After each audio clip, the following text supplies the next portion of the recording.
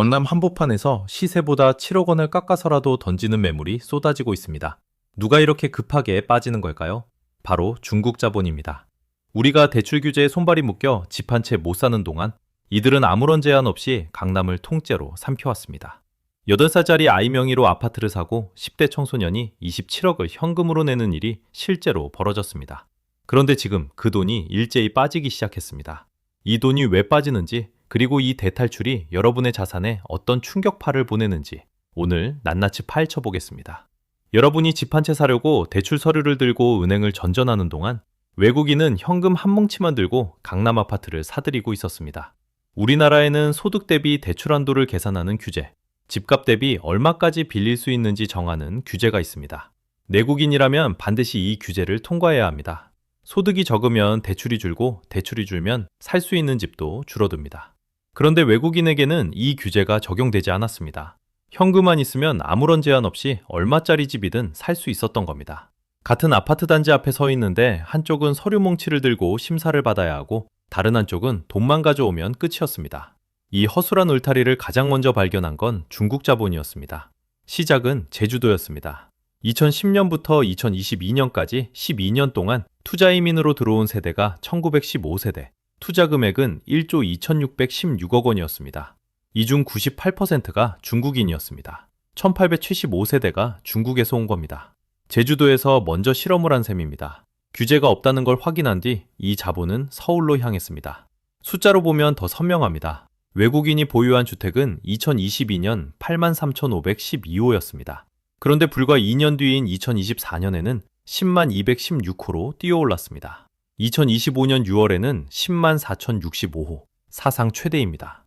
이 중 중국인이 보유한 주택이 5만 8,896채, 전체 외국인 소유 주택의 56.6%를 차지합니다. 절반이 넘는 수치입니다. 그리고 이 주택들이 전국에 고르게 퍼져 있는 것도 아닙니다. 수도권에 72.5%가 몰려 있습니다. 경기도에 4만 794가구, 서울에 2만 4,186가구, 인천에 1만 504가구입니다. 외국인 부동산 거래 건수도 폭발적으로 늘었습니다. 2022년에 4,568건이었던 거래가 2024년에는 7,296건까지 치솟았습니다. 연평균 26% 이상 증가한 것입니다. 그냥 늘어난 게 아니라 해마다 가속이 붙었습니다. 정리하면 이렇습니다. 우리는 규제에 묶여 집 한 채 사기 어려운 동안 중국 자본은 아무런 제한 없이 제주도에서 실험을 끝내고 서울로 올라와 강남을 집중적으로 사들였습니다. 10만 채가 넘는 외국인 소유 주택, 그 절반 이상이 중국인 소유. 이것이 규제의 빈틈이 만들어낸 현실입니다. 그런데 이건 시작에 불과했습니다. 서울에 들어온 뒤에는 더 충격적인 방식을 씁니다. 규제가 없으면 어떤 일이 벌어지는지 믿기 어려운 사례들을 직접 보여드리겠습니다. 규제가 없으면 어떤 일이 벌어지는지 실제 사례를 보여드리겠습니다. 경기도의 한 아파트입니다. 등기부등본에 찍힌 소유자의 나이는 8살입니다. 중국 국적의 초등학생이 아파트 주인으로 등기된 겁니다. 우리나라 국민이라면 8살짜리 이름으로 집을 사는 순간 국세청 자금 출처 조사가 바로 들어옵니다. 그런데 외국인은 이 조사가 사실상 작동하지 않았습니다. 더 놀라운 사례가 있습니다. 서울 용산구에서 미국 국적 17세 청소년이 27억 6천만 원짜리 아파트를 샀습니다. 대출은 한 푼도 없었습니다. 전액 현금입니다. 여러분이 은행 문턱을 넘지 못해 서류를 붙들고 있는 사이에 10대가 27억을 현금으로 낸 겁니다. 여기서 끝이 아닙니다. 33세 중국인이 서울 성북동 단독주택을 119억 6천만 원에 매입했습니다. 역시 전액 현금이었고 근저당은 0원입니다. 이 거래는 2024년 전국 단독주택 최고가 기록입니다. 누군가는 대출 한도가 몇 천만 원 모자라서 집을 포기하는데 이들은 100억이 넘는 집을 현금으로 사버린 겁니다. 아이 명의도 충격이지만 이 돈이 어디서 왔는지 들으면 더 경악합니다. 2021년 외국인 61명이 적발됐습니다. 이들은 가상자산을 이용한 환치기로 840억 원을 한국에 들여왔습니다. 환치기란 정상적인 외환 거래를 거치지 않고 불법으로 돈을 국경 너머로 옮기는 것입니다. 이렇게 들여온 돈으로 서울 아파트 55채를 사들였는데 이 중 강남구만 13건이었습니다. 적발된 61명 중 중국인이 34명으로 가장 많았습니다. 그리고 이건 빈산의 일각입니다. 가상자산을 이용한 외국인 불법 환치기는 최근 8년간 누적 3조 7천억 원이 적발됐습니다. 편법으로 집을 산 것만이 아닙니다. 국토부가 2025년 기획조사에 나서자 위법 의심 거래가 416건이나 쏟아져 나왔습니다. 이 중 절반이 넘는 52%가 중국인의 거래였습니다. 그 전에는 사실상 무방비 상태였다는 뜻입니다. 피해는 일반 세입자에게까지 번졌습니다. 외국인 집주인이 전세 보증금을 돌려주지 않고 출국해버리는 전세 사기가 4년간 103건 터졌고 피해 금액은 243억 원에 달합니다. 주택도시보증공사가 세입자 대신 211억 원을 갚아줬지만 155억 원은 아직도 돌려받지 못했습니다. 회수율이 고작 2%입니다. 출국한 외국인에게서 돈을 받아낼 방법이 사실상 없기 때문입니다. 이 돈들이 이제 왜 갑자기 빠지기 시작했을까요? 그 이유가 생각보다 훨씬 복잡합니다. 그렇다면 잘 먹고 있던 이 돈들이 왜 갑자기 빠지기 시작한 걸까요? 한마디로 퇴로가 막히기 시작했기 때문입니다. 2025년 8월 정부가 외국인 토지거래 허가제를 시행했습니다. 서울 25개구 전체와 경기 23개 시군이 대상입니다. 외국인이 아파트를 사려면 정부 허가를 받아야 하고 4개월 안에 입주한 뒤 2년을 직접 살아야 합니다. 투기 목적으로는 사실상 살 수가 없게 된 겁니다. 효과는 즉각적이었습니다. 시행 3개월 만에 서울 외국인 거래가 51% 줄었습니다. 서초구는 92건에서 11건으로 88%가 급감했습니다. 위탁관리인을 내세운 거래는 56건에서 1건으로 사실상 사라졌습니다. 여기서 끝이 아닙니다. 10월에는 25억 원이 넘는 주택의 대출 한도가 2억 원으로 묶였습니다. 2026년 2월부터는 외국인이 부동산을 살 때 비자 유형과 체류 자격은 물론이고 가상자산 매각대금까지 전부 신고해야 합니다. 환치기로 들여온 돈을 더 이상 숨길 수가 없게 된 겁니다. 규제 포위망만 좁혀진 게 아닙니다. 본국 사정도 심각합니다. 중국 경제는 디플레이션이 이어지고 있고 부동산은 2026년에 10에서 14%까지 추가 하락이 전망됩니다. 자고 부동산은 무너지고 한국은 규제가 강화되니 한국에서 팔아서 현금을 확보하는 것이 합리적인 선택이 된 겁니다. 그래서 지금 벌어지는 일이 매물 폭발입니다. 2026년 3월 서울 아파트 매물이 약 7만 8천 건까지 치솟았습니다. 1월 대비 40%가 늘어난 수치입니다. 강남에서는 호가보다 7억 원을 낮춰야 겨우 계약이 되고 있습니다. 경매 시장도 무너지고 있습니다.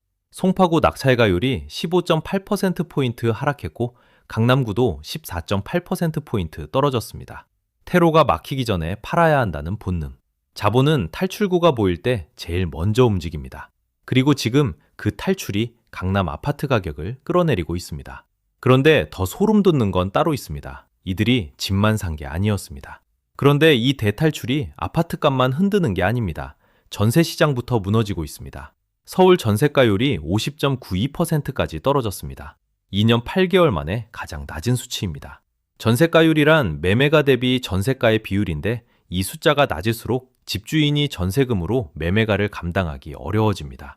강남 3구는 더 심각합니다. 서초 36.94%, 강남 37.55%, 송파 36.36%. 통계를 만든 이후 가장 낮은 수준입니다. 집값의 3분의 1만 전세금으로 들어온다는 뜻입니다. 외국인 매물이 한꺼번에 쏟아지면서 전세 매물도 같이 넘치고 있습니다. 전세금을 돌려줘야 하는데 새 세입자가 안 들어오면 어떤 일이 벌어질까요? 역전세입니다. 이미 외국인 집주인 전세 사기는 4년간 103건이 터졌고 피해액은 243억 원에 달합니다. 보증기관이 대신 갚아준 211억 원 중 155억 원은 아직도 회수하지 못하고 있습니다. 회수율이 고작 2%입니다. 집주인이 출국해버리면 사실상 돈을 받을 길이 없기 때문입니다. 이쯤 되면 단순 부동산 얘기가 아닙니다. 우리가 몰랐던 진짜 이야기가 시작됩니다. 중국 자본은 아파트만 산 게 아니었습니다. 이지스 자산운용이라는 회사가 있습니다. 국내 부동산 운용 1위 회사로 관리하는 돈의 총 규모가 73조 원입니다. 항만과 데이터 센터 그리고 에너지 시설까지 국가 핵심 인프라를 운용하고 있습니다. 여기에 국민연금 돈도 들어가 있습니다. 그런데 이 회사를 사겠다고 나선 곳이 중국계 힐하우스 인베스트먼트입니다. 제시한 금액은 1조 1천억 원. 국내 경쟁자였던 흥국생명과 하나생명을 제치고 우선 협상 대상자로 선정됐습니다. 싱가포르 본사를 내세우지만 설립자가 중국 출신이고 실질적으로 중국계 자본입니다. 만약 이 인수가 성사되면 우리나라 항만과 데이터 센터를 중국 자본이 관리하게 되는 겁니다. 국민연금은 위탁자산 전액 회수까지 검토하고 있습니다. 여기서 끝이 아닙니다. 중국 정부가 용산 한복판에 땅을 직접 샀습니다. 이태원동 4,162제곱미터를 약 300억 원에 매입했습니다. 대통령실과 관저에서 불과 1.5km 거리입니다. 미국은 외국인 투자가 국가 안보를 위협하는지 심사하는 범정부 기구인 CPS를 오래전부터 운영하고 있습니다. 일본도 외환법을 개정해서 외국인 투자 심사를 대폭 강화했습니다. 한국은 아직 이런 기구가 없습니다. 그리고 가장 조용하지만 가장 무거운 문제가 남아 있습니다. 한국은 2005년부터 외국인 영주권자에게 지방선거 투표권을 줬습니다. 아시아에서 가장 먼저입니다. 현재 투표권을 가진 외국인 영주권자가 약 18만 명입니다. 이 중 81%가 중국 국적입니다. 약 14만 8천 명이 우리나라 지방선거에 한 표를 행사할 수 있다는 뜻입니다. 자본이 들어왔다 나가는 게 문제가 아닙니다. 자본과 함께 땅과 인프라, 그리고 한 표까지 들어온 겁니다. 정리하겠습니다. 중국 자본은 우리가 대출 규제에 묶여 있는 동안 아무런 제한 없이 강남을 삼켜왔습니다. 아이 명의 등기에 환치기까지 방법을 가리지 않았습니다. 규제가 조여지자 수억 원씩 손절하며 빠지고 있고 그 충격파는 아파트 가격과 전세 시장을 넘어 국가 인프라와 참정권까지 흔들고 있습니다. 여러분께 세 가지만 말씀드리겠습니다. 첫째, 강남 매수 타이밍을 다시 따져보십시오. 매물이 7만 8천 건까지 쌓인 지금 외국인 급매가 소화되기 전까지 가격은 더 내릴 수 있습니다. 둘째, 미국이나 일본처럼 외국인 투자를 안보 차원에서 심사하는 기구가 필요합니다. 목소리를 내주십시오. 셋째, 시장이 흔들릴 때 가장 강한 무기는 현금입니다. 유동성부터 확보하십시오. 이 영상이 도움이 되셨다면 구독과 좋아요 부탁드립니다. 다음 영상에서는 중국 자본이 빠진 자리에 어떤 돈이 들어오고 있는지 추적해 보겠습니다.